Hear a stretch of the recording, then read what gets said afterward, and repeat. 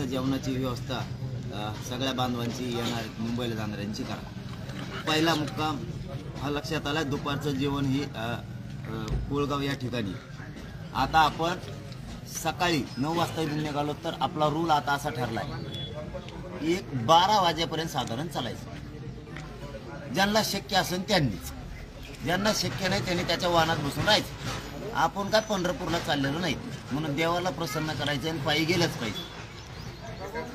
त्याच्यामुळं आपण काय देवाकडे चाललेलो नाहीये, आपण आपल्या मागणीसाठी सरकारकडे चाललो। त्यामुळे आपल्याला ज्यांना शक्य आहे चालायचं त्यांनीच चालायचं, त्यांना नसतं बाकीच्यांनी बिंदास्त गाडीमध्ये बसून राहायचं आणि गाडीत चालायचं। 12 वाजेपर्यंत चालायचं रोज सकाळचे दुपारी 12 वाजेपर्यंत, जे निघण्याच्या वेळेपासून। काही वेळेस सकाळी 8ला निघणं होईल, काही वेळेस 7लाच निघणं होईल, काहीला 10ही वाजतील। 12 वाजेपर्यंत चालायचं, तिथून पुढे वाहनाने बसायचं आणि मुक्कामाच्या ठिकाणी जायचं किंवा दुपारच्या जेवणाच्या ठिकाणी जायचं। ही आपलं आता फायनल ठरलेलं, याच्यात कसलाही बदल होणार नाही। दुसरा दिवस 21 जानेवारीला मुक्कामाच्या ठिकाणून निघणार आहेत माथुरीहून। आपलं दुपारचं जेवण तनपूरवाडी पाथर्डी यामध्ये होणार आहे, तिथं म्हणजे आपलं तिथं होणार आहे। ते आसपासचे लोक करतील, नाही केलं तर आपल्याला स्वतः स्वयंपाक तिथं तयार करतात। तनपूरवाडी प्लस पाथर्डी दुपारचं जेवण।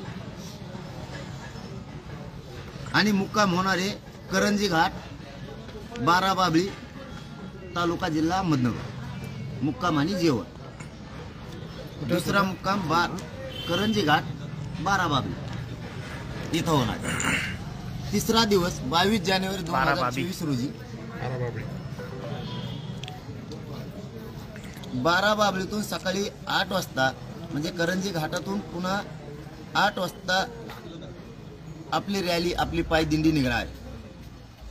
दुपारचं जेवण साधारण याचा फक्त एवढा टप्पा थोडासा मागं पुढे होऊ शकतो। दुपारच्या सुपा तालुका पारनेर जिल्हा अहमदनगर दुपारच्या जेवणाचं तिथं थांबण्यात येणार आहे। आसपासचे गावं शेकडो तिथं तयारी करतील, नाही केले तर आपण जाणाऱ्या बांधवांनी आपल्याला तिथं थांबून आपल्याला आपला स्वयंपाक करून जेवायचं। मुक्काम रांजणगाव तालुका शिरूर मुक्काम तिथं होणार आहे। आपला तिसरा मुक्काम रांजणगावच्या अलीकड पलीकडे किंवा रांजणगावमध्ये होणार आहे। आता स्थानिक लोक सांगतील त्या पद्धतीनं मुक्काम होईल किंवा याच्यात मागं पुढं बदल सुद्धा होईल मुक्कामाच्या बाबतचा। पण आताचा फायनल आहे आपल्याकडून रांजणगाव गणपतीचं, इथं आपला तिसरा मुक्काम होणार, पुणे जिल्हा। आपला चौथा मुक्काम आहे रांजणगावतून आपण सकाळी 8 वाजता पुन्हा निघायला सुरुवात करणार आहे। कोरेगावच्या आसपास दुपारचं जेवण होणार आहे। त्या नदीच्या अलीकडच्या बाजूने किंवा पलीकडच्या बाजूने दुपारचं जेवण कुठेतरी होईल किंवा त्या गावाच्या हिशोबानं। त्यांनी केलं तर ठीक, त्यांनी नाही केलं तर आपण आपल्या स्वतः तिथं उतरून दुपारचे जेवण करूया किंवा काही लोक पार्सल जेवण सुद्धा आपल्याला रस्त्यानं देणार आहेत। आपण तेच कुठेतरी उभा राहून खाऊया किंवा मग रोडवरतीच किंवा आसपासच्या डोंगरावरती किंवा मैदानावरती गाड्या उभा करून जेऊ। शक्यतो जास्तीत जास्त रस्त्यानं शेकडो गावं आपल्याला पार्सल खायला खूप देणार आहे। ते खाण्यासाठी जिथं पाण्याची व्यवस्था असेल, जिथं नदी असेल, जिथं पाणी पिण्याची व्यवस्था असेल, त्या ठिकाणी आपण जाऊ, तिथं जेवण करू। काही नद्यात, काहींना सकाळी आंघोळी करायचा प्रॉब्लेम आला तर मध्ये नद्यात मोठमोठ्याल्या दुपारच्या वेळेस आंघोळी करू। असं काय सकाळीच केलं पाहिजे असं काही नाही, दुपारा करू, तिसरा पारा करू, करून मुंबईला जाऊ। आणि उगत काही जणांचं म्हणणं होतं 15 किलोमीटरचा टप्पा टाका, काहींचं म्हणणं होतं 20 किलोमीटरचा टाका। आपल्याला 1.5 महिना तर तिथं जायलाच लागत, काय वेळ द्यायचा सरकारला कशामुळं? आपण सरकारला 7 महिन्याचा वेळ द्यायला आता नाही द्यायचा। आपण आपले लोक जर महिनाभर चालले तर लोकांना प्रचंड त्रास होईल, प्रचंड त्रास होईल लोकांना। इथून तिथून पायी चालायचं आणि तिथं गेल्यावर काय ऍडमिट करायचे का मुंबईत लोक? त्यांच्या शक्ती तर राहिली पाहिजे बसायला। म्हणून तिथं काय देवाला प्रसन्न करायला चाललेलं नाहीत आपण, वारी नाहीये। 12 वाजेपर्यंत चालायचं, 10 ते 12 वाहनात बसायचं, जेवणाच्या ठिकाणी मुक्कामाच्या ठिकाणी थेट गाड्या। एकदम सोपं, दन सगळ्यांनी जे येणार नाहीत त्यांनी वाट लावायची। चौथा मुक्काम लाखो लोक जेवू शकतात।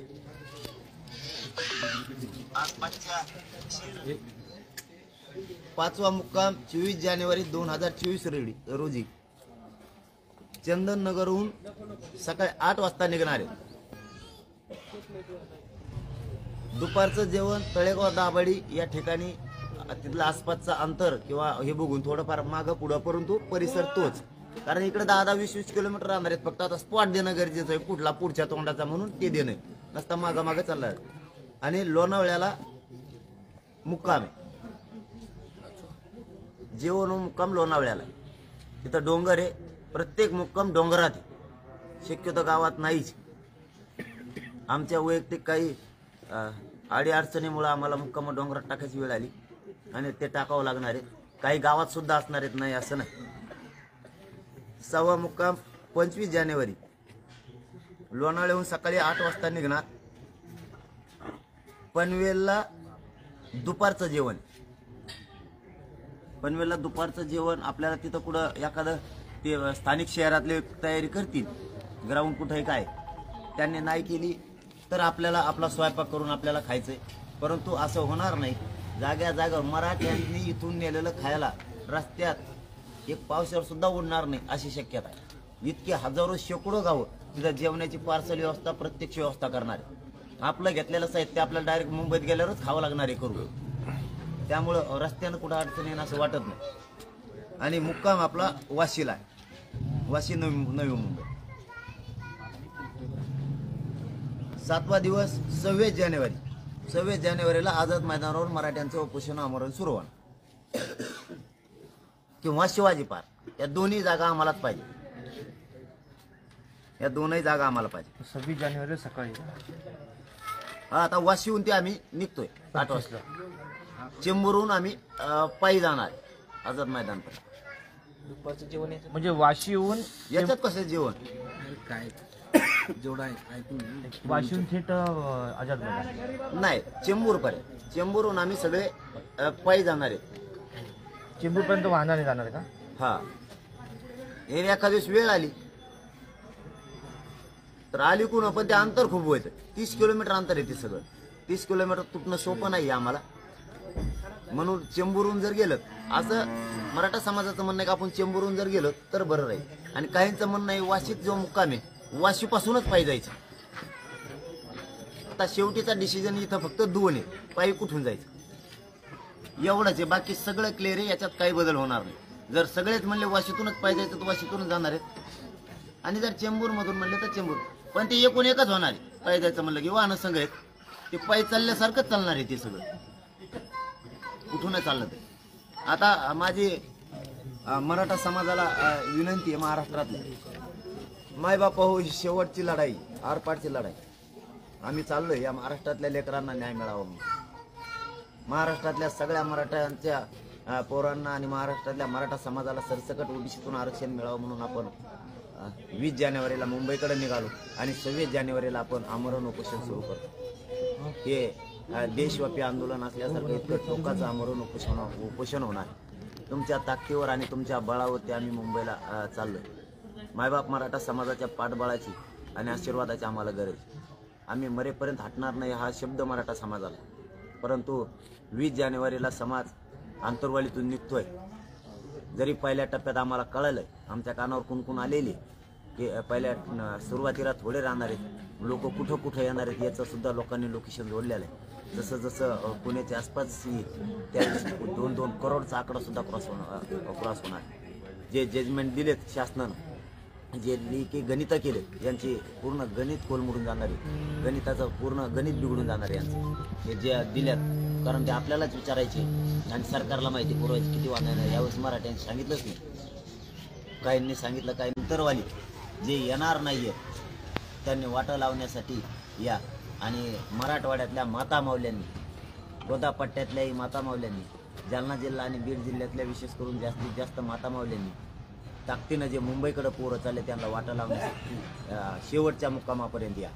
आणि आपण आपले वाहनच घेऊन या, म्हणजे वापस तुम्हाला जायला सुद्धा सोपं आहे. हे प्रत्येक जिल्ह्यानं करायचं. म्हणजे बीड आणि जालना जिल्ह्यानं मुंबईपर्यंतच्या जिल्ह्यानं मुक्कामाच्या ठिकाणापर्यंत येण्यासाठी त्यांच्या शिवाच्या हद्दीवर त्यांनी यायचं.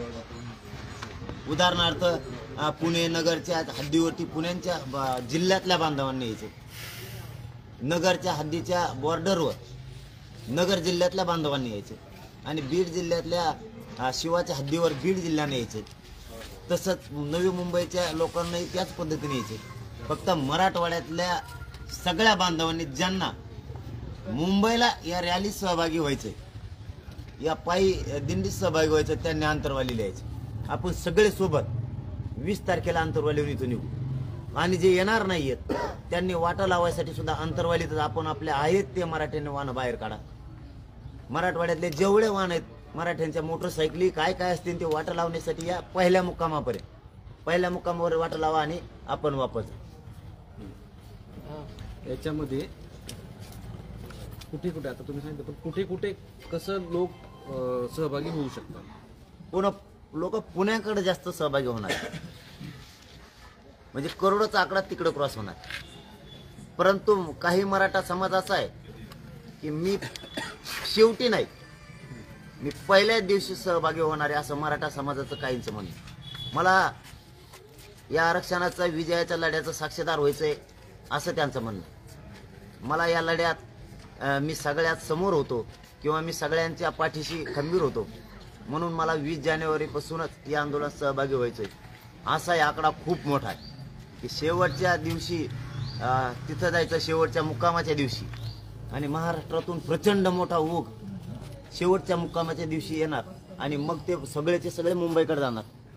आणि काहींचं म्हणणं असं आहे की आम्ही पहिल्या दिवसापासून आम्हाला साक्षीदार व्हायचंय, आम्ही 20 जानेवारीपासूनच आंतरवालीतून सहभागी होणार आहे. वाहनांचं कोणती कोणती वाहनं असणार आहेत आणि ती पायी मोर्चाच्या त्या पायी आंदोलनाच्या अगोदर मागे असणार आहेत का पुढे असणार आहेत? त्या वाहनांचं काय ते आता पहिल्या मुक्कामात आम्ही त्यांचं व्यवस्थित प्लॅनिंग लावणार आहे. कारण हे पहिला दिवस असल्यामुळं पहिल्या दिवशी ते नियोजन होणारच नाही, मुक्कामाच्या ठिकाणी ते होणार.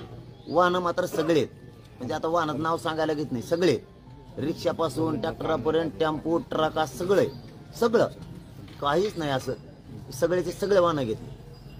फक्त एवढीच विनंती, आता मागं नका राहू, अशी संधी आपल्या लेकरं मोठं करायची पुन्हा येणार नाही. सगळ्या मुंबईकडे चाला. राहण्याची जिथं मुक्काम आहे तिथं उड्यावरच झोपणार की काय, पाली टाकणार की काय, त्याचं त्या मुक्कामाचं काय नियोजन? प्रत्येक जणानं आपण आपलं झोपण्यासाठी सगळ्या वस्तू घेतलेल्या आहेत, खाली अंथरण्यासाठी पण आणि वरच्या बाजून आपण त्याला आपण रावठ्यासारखं म्हणूयात किंवा ते मेन कापडाचं जे त्यांनी घेतलेलं आहे. कारण थंडी आहे, मुंबईत प्रचंड गरमी, लोक आपले आता जाऊन आलेत, सगळ्यांनी शर्ट काढून टाकले होते, प्रचंड गरमी आहे. त्यामुळे तिथं ताण नाही आमच्या लोकांना. रस्त्यानं जाताना थंडीचा पावसाचा त्रास आहे, तर त्यांनी त्या वस्तू घेतल्यात आणि आपण आपल्या वाहनाजवळ सगळे झोपणार. हे विशेष करून सगळ्यांनी लक्षात ठेवायचं. प्रत्येकानं आपल्या गाडीत स्वतः जेवढे माणसं आहेत ते सगळ्यांना आपण स्वयंसेवक म्हणून काम करायचं. स्वतः आपल्या लोकांचं संरक्षण आपण करायचं. यावेळेस आम्ही स्वयंसेवक घेतलेले नाहीत. प्रत्येक गाडीतल्या माणसानं स्वयंसेवक व्हायचे आणि आलेल्या अडचणीला सामोरं जायचं, सगळ्याच्या मदतीला यायचं. आपल्या वाहनाजवळच आपण सगळ्यांनी झोपायचं, कारण आपल्या वाहनाचं संरक्षण आपल्यालाच करायचं. कुणी त्याला गालबोट लावणार नाही याची दक्षता आपल्यालाच घ्यायची. कोणी व्यसन प्यायचं नाही किंवा दारू पिऊन त्याच्यात द्यायचं नाही, नसता त्याला तिथे ठुलं जाणार नाही. जाळपोळ उद्रेक करणारा आंदोलक आपला नाही. सगळ्यांनी शांततेत आंदोलन करायचे. सगळे आमरण उपोषण करण्यासाठी हा मराठा मुंबईत धडकणार आहे, हेही लक्षात ठेवायचं. जर कुणाला उशीर झाला, कोणाची गाडी पंक्चर झाली, कोणाचं डिझेल नाही भेटलं म्हणून मागं थांबला, त्याने गडबडच नाही करायची, निवांत थांबायचं. त्यांनी त्याच्या गाडीचं सगळं व्यवस्थित काम करायचं आणि मागून यायचं. लोक पुढे गेले मग धावपळ, अजिबात धावपळ नाही, एका लाईनीत सगळ्यांना राहायचं.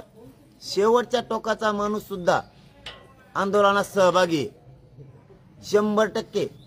तुमचं श्रेय मराठा समाज कधीच विसरणार नाही. तुम्ही पुढच्या कडीला आहेत का मागच्या कडीला आहेत. कोणाला नेता फेटा काही बनायचं नाही, इथं जातीला मोठं करायचं. आणि मराठ्यांनी ते हौशी बंद करा. तुमच्या स्वार्थासाठी, तुमच्या प्रसिद्धीसाठी आणि तुमच्या मोठेपणासाठी जर कोणाला असं होत असेल तर त्यांनी शांत राहावं. समाजाचं एकदा कल्याण होऊ द्यावं आणि मग त्यांना काय करायचं ते करावं. मराठा समाजाला पुन्हा एकदा विनंती, आपल्या गाड्यांचं संरक्षण आपल्याला करायचंय. आपलं खाण्यापिण्याचं सगळं साहित्य घ्या सोबत. काम या 2-3 दिवसात उरका. गावाची गावं बाहेर पडा. डॉक्टरांच्या टीम पण आपण काही तयार केल्यात, काही आपण आपल्या गावात असले तर घेऊन या. डॉक्टर पण काही पाण्याच्या आपण व्यवस्था केल्या. तुमच्या गावात टँकर असतील तर घेऊन या, पाण्याच्या टाक्या असतील तर घेऊन या. कोणाकडं ज्या ज्या वस्तू असतील त्या घ्या. कारण इथं कोणी नाही आपली व्यवस्था करणारा समोर. आपली व्यवस्था आपल्यालाच करायची. कोणाकडे जनरेटर असेल तर जनरेटर घेऊन या. कुठं मोटरी जर बंद पडल्या, काही ठिकाणी लाईट गेली तर आपण त्या मोटरी टाकून पाणी मोटरीला जॉईन देऊ. आपण त्याला काय म्हणतात, ते डायनामा सारखं असतंय ते घ्या. लाईटच आपण तयार करायची, लाईट बंद केली की. आणि त्या शेतकऱ्याच्या मोटरीला जर त्याला कनेक्शन दिलं, त्याची लाईट गेल्यास आपल्याला बाहेर पाणी फेकील. ते ज्यांच्याकडे तुमच्या कल्पनेच्या बाहेरच्या ज्या तुमच्या डोक्यात योजना त्या घ्या. असं म्हणूच नका मनोज जरांगे पाटील व्यवस्था करणारे किंवा अमुक अमुक करणारे, इथं कोणी कोणाला पुरणार नाहीयेत. आपल्याला आपल्याच लोकांची आपल्यालाच व्यवस्था करायची. म्हणून स्वयंसेवक राष्ट्राचे गस्त घालणारे सुद्धा आपण आपलंच व्हायचं, हे लक्षात असू द्या. आणि येताना सगळं साहित्य खाण्यापिण्याचं सोबत घ्या. मात्र पुन्हा पुन्हा सांगतो, आता लेकरासाठी मुंबईला बाहेर पडा, आता घरी थांबू नका. मिळेल तेव्हा न घ्या, पण मुंबईच्या दिशेनं चला. 20 जानेवारीला इथून खूप लोक निघालेत, कारण सगळ्यांना वाटतंय मला या आंदोलनाचं पहिल्या दिवसापासूनच साक्षीदार व्हायचं. म्हणजे गोदा पट्ट्यातला जर विचार केला, किती ट्रॅक्टर, ॲम्ब्युलन्स वगैरे असं काही आकडा आपल्याकडे आलाय का? नाही नाही, आकडा आता या आकडा घेण्यासारखं वातावरणच नाही. गोदा पट्टाने पुरा महाराष्ट्राला आव्हान. गोदा पट्ट्याला फक्त भेटी द्यायला गेलो होतो की त्यांच्याकडे गेलो नाही. हे आव्हान महाराष्ट्रातल्या मराठा समाजासाठी. नाही म्हणजे इथून सुरुवात होणार आहे, त्यामुळे इथून जी काही जी तयारी नाही, हे नाही. बेस आहे ना. नाही नाही, असं मराठा समाज निघाला. मी सांगितलं मगाशी, पण याच्या अगोदर 8 दिवसापूर्वी पण मी एकटाही निघणारे, आणि 1 लाख असले तरी निघणारे, आणि 1 कोटी असले तरी निघणार. मी मुंबईच्या दिशेनं जाणारे. माझ्या मायबाप समाजाला पुन्हा पुन्हा हात जोडून सांगतो, आता वापस येणे नाही आरक्षण घेतल्याशिवाय. त्यामुळे ताकदीनं पाठबळ द्या आणि येताना मुंबईकडे जा. कामाच्या जागी जेवणाची व्यवस्था प्रत्येक कसं गाव प्रत्येक त्या गावकऱ्यांनी करायची.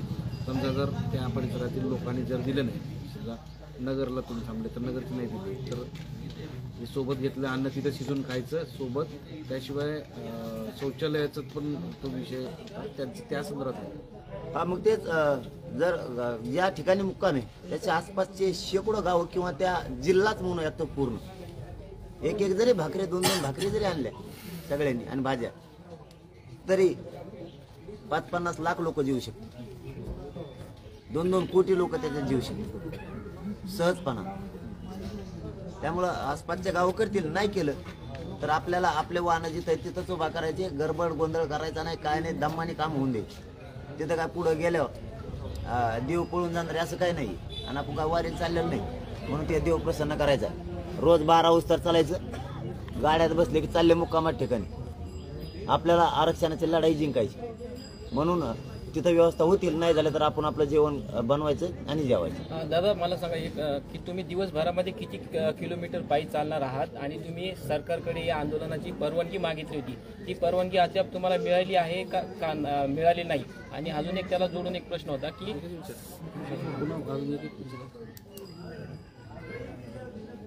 जवळपास आंतरवाली ते माथुरी 73 किलोमीटर होते. माथुरी ते बाराबाब करंजी घाट 77 होते. बाराबाबळी ते रांजणगाव 79 किलोमीटर होते. आमच्या थोडंफार मागं पुढं होईल 10-5 किलोमीटर. ते अशा पद्धतीने 90-100 किलोमीटरच्या आसपास प्रत्येक मुक्काम. कारण आम्ही जर 10, 15 आणि 20 किलोमीटर जर चाललो तर आम्हाला किमान 1 महिना लागणार आहे जायला. आणि लोक इतके थकणारे, म्हणजे हे असं होईल की लोकांची हरबड केली, इथून नेले तिथून येऊन ऍडमिट केली, आणि मग आरक्षणात लढायची कशी? त्यामुळे असं डोक्यात आलं, सरकारला वेळ द्यायचा नाही आणि आपण जायला दमलो नाही पाहिजे. आता जर 20 किलोमीटरचा टप्पा टाकला तर ते 600, 550, 600 भरत 1 महिना कंप्लीट लागणार आहे.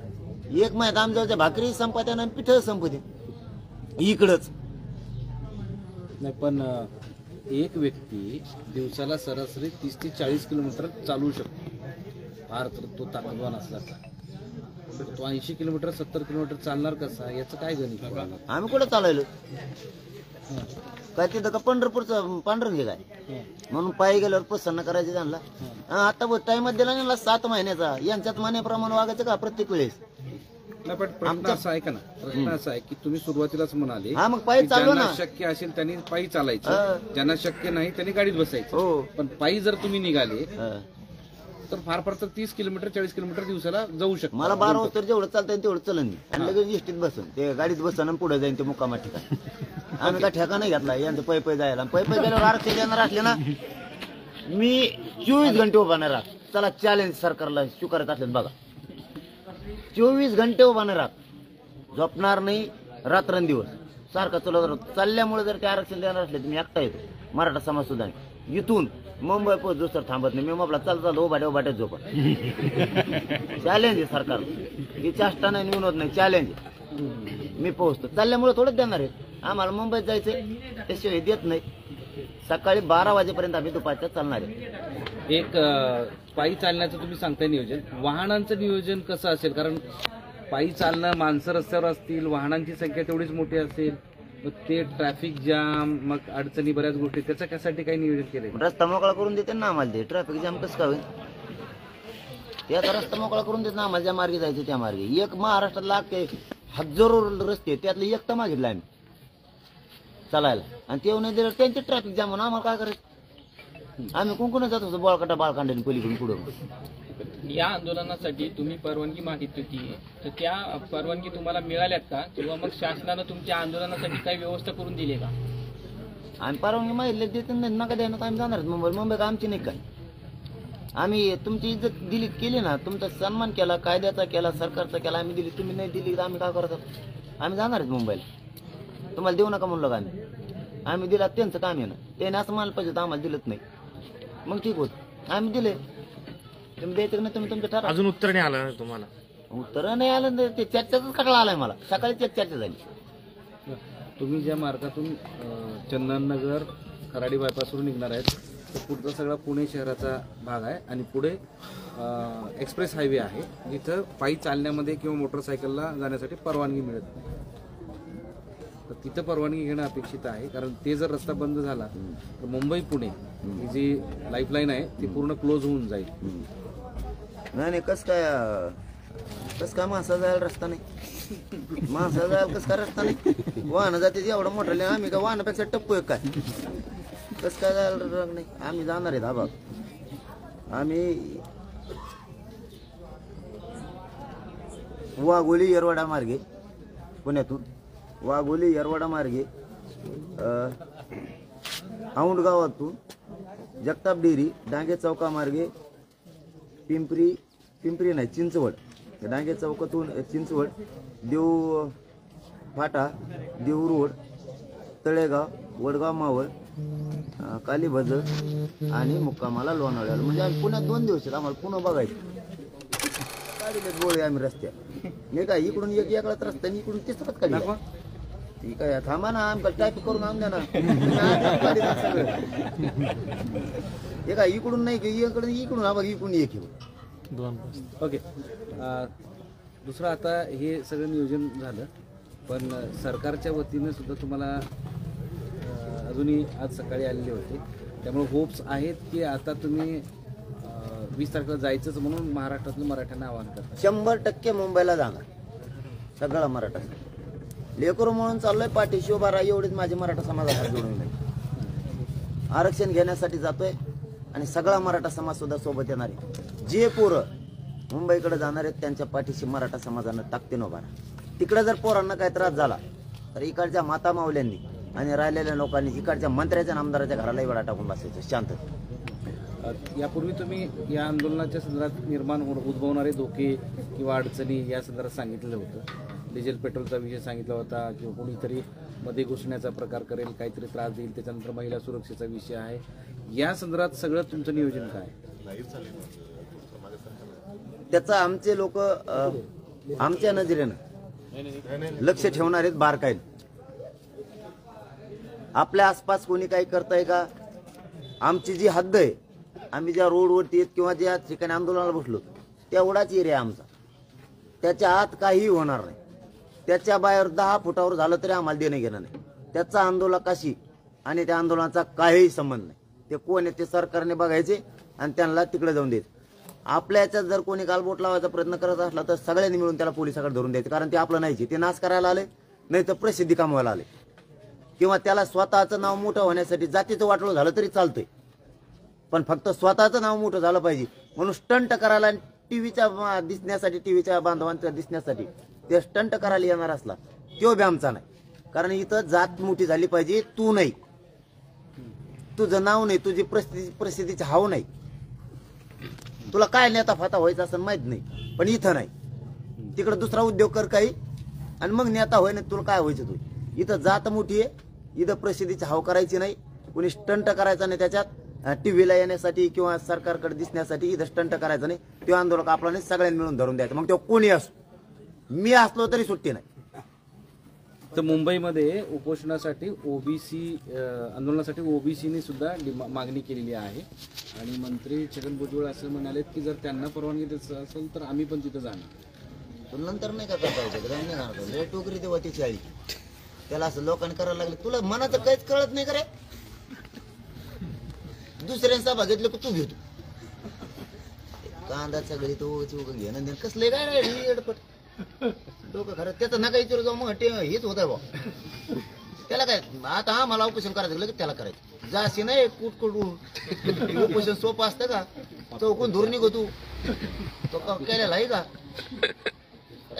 हो ना, सगळं देतो सोडून. आम्ही कार्यक्रम केला तसं कर, मी जरा टकोर रोबा रोग हे राहीन का, मला दिवस बरोबर आहे डोक्या रोबा. अशी स्टंटच करायचं तुला, आम्ही करतो तशी. मला दिवसभर टकोर रोबा राहत आहे, तू राहशील वर टांगड्यावर करून काही करतोय. आम्ही परवानगी घेतली लोकशाहीनं, ते बघा त्यांना अधिकार आहे, परंतु मुद्दाम जाणून बुजून करणं हे चांगलं आहे. मराठ्यांनी काही केलं म्हणजे तुम्हाला करायचंय, म्हणजे तुम्ही जाणून बुजून करणं हे जाणून बुजून चांगलं नाही. याला लोकशाही म्हणलं जात नाही, किंवा याला समानताही म्हणलं जात नाही, किंवा समता सुद्धा म्हणलं जात नाही. माणसाला कळायला पाहिजे, एकाच झाल्यावर एकान करायचं, त्यांनी केलं म्हणून हे केलं. आणि मराठी जर तुम्ही जिथून पुढे काही करायला लागले आणि मराठी जर तसं करायला लागले तर तुमचा जिथं मंडप असेल तिथं मंडप नेऊन टाकायचं, जमन करा मग होईन का सहन तुम्हाला. आता आमचं आरक्षण गुतलंय म्हणून आम्ही तुमचं सहन करतोय.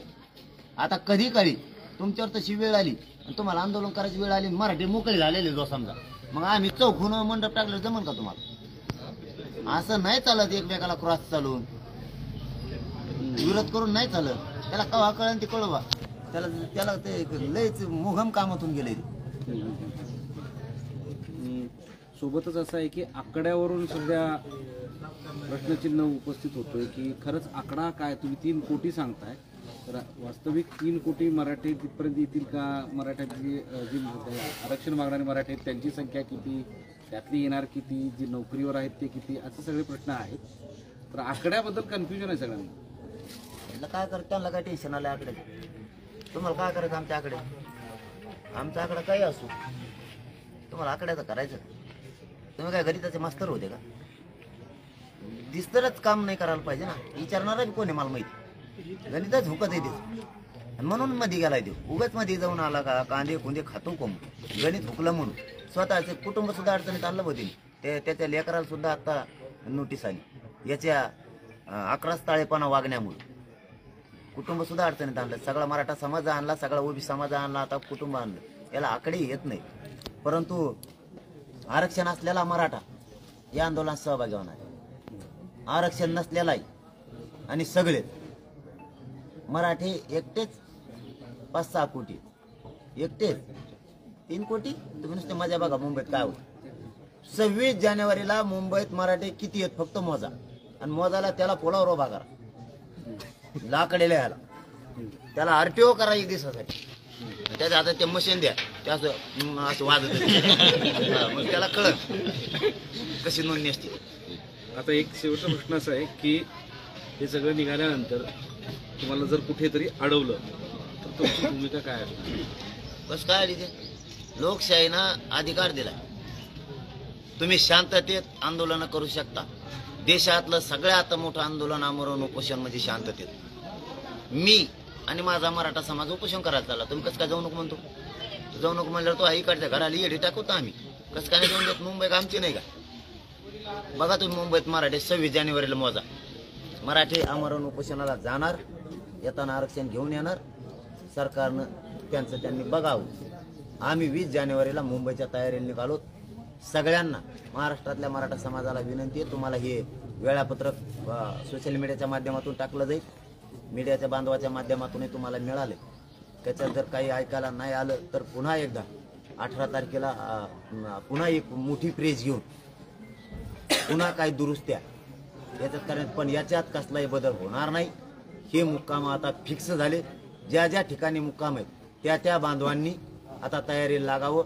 सगळ्यांना वेळापत्रकाचा प्रोग्राम टाकण्यात येईल आणि महाराष्ट्रातल्या मराठा समाजाला विनंती, एवढ्या वेळेस स्वतःच्या लेकराच्या न्यायासाठी शेवटचा घाव घालायचा. शांततेत सगळ्यांना मुंबईकडे चला, कोणीही घरी राहू नका. 20 जानेवारीला अंतवाली सोडायची, 26 जानेवारीला आमरण उपोषण मुंबई सुरू झालंच पाहिजे. चारही बाजूला मराठी शांततेत येणार आहेत, आमरण उपोषणाला बसणार आहेत. दोन्ही ग्राउंड मराठ्यांनी मागितलेले आहेत आणि त्या दोनही ग्राउंडवर आणि मिळेल तितके ग्राउंड, जवळपास तसे 27 ग्राउंड आपण मागितलेले की आपले लोक सगळ्यांना ते लागणार आहे. आणि सरकारलाही विनंती, आम्ही शांततेत आंदोलनाला आलो, पुन्हा आंतरवालीच्या प्रयोगाच्या भानगडीत पडू नका. आंतरवाली सारख्या तुम्ही कधीच राजकीय जीवनात दिसणार नाहीत, इतकी भयान तुमच्यावर वेळ येईल त्यानंतर, एवढं लक्षात ठेवा. आणि मराठ्यांनी मुंबईकडे शांततेत चाला. धन्यवाद. तुम्ही शांततेच्या मार्गाने शांततेनं मुंबईला निघाले, पण या दरम्यानच्या काळामध्ये वाहतूक व्यवस्था विस्कळीत होईल, कायदा सुव्यवस्थेचा प्रश्न निर्माण होईल, याचा विचार तुम्ही करणार नाहीत का? वाहन बंद झालं, काय सुव्यवस्था काय संबंध? नाही, केवळ तुमची वाहनं ही त्या रस्त्यावर असणार नाहीत, तर दररोज दळणवळणासाठी लोक पुणे मुंबई किंवा मुंबई औरंगाबाद किंवा बीड असा सगळा प्रवास असतात ना, लोकांचं जगणं जीवन असतं ना, ते सगळं विस्कळीत होईल ना एवढ्या मोठ्या संख्येने आलं तर. त्याचा विचार तुम्ही करत नाही का? हा एक साहजिक प्रश्न असतो आणि त्या निमित्तानं कायदा सुव्यवस्थेचा प्रश्न निर्माण होईल, वाहतुकीचा प्रश्न निर्माण होईल, त्याची झळ सर्वसामान्य बसेल, याचा विचार केला नाही. उद्योगधंदे देखील ठप्प होतील असं काहींचं मत. आमचा तो उद्योग बंद पडला नाही, आणि हे बघा रस्त्यात त्यांची वाहतूक ठप्प होईल, होतच नाही ना. समजा आता बीडचं उदाहरण दिलं तुम्ही, बीडच्या अलीकडून पाडळ सिंजवण पेंडगाव मारे गेले तर 5 किलोमीटर जाता तुम्ही पलीकडून. तसं मुंबईला जायचं तर त्याला पर्यायी रस्ते भरपूर आहेत ना. आमच्याच रस्त्याने तुमची वाहतूक उतारला लागली होय, तुमच्या बाजूला जळाले का तिकडे रस्ते सगळे? हा माझी होऊन जायचं तिथं तुमचं ठप्पच व्हायला लागलं, तुमचं तळालं, तुमचं इकडंच दुख होतं. आमच्या तिकडं आम्हाला रस्ते जायचे रस्ते, आम्ही वावरान चाललं तरी तुम्हाला जमा, तरी तुम्ही म्हणतात तिकडं काय सुव्यवस्था, रानात काय सुव्यवस्था असते का? आता आम्ही एका रोडाने चाललो ना, लय मोठ रोड आहेत, 1-2 रोड वळा पलीकडून, तिकडून वळा, इकडून आम्हाला मोकळा पाटांगण हिंडून द्या, तिकडं जाऊन द्या, काना पै जातो, आम्ही लवकर जातो. एक दिवस वळा ना पलीकडून, काय फरक पडतो का? किती मोठे रस्ते आहेत. आम्हाला नवा द्या एवढी बार ते डांबरी. तुम्ही जुन्याने जा, ते जुने आहे ना एकदा काय कोणतं म्हणते त्याला, पुणे ते लोणावळ्यावर मधून नाही एक्सपिरियन्स आम्हाला पाहिजे एवढेच ना. तुम्ही किती दिवसात घेणार त्याच्यावर, आम्ही काय बोललो का? तुम्ही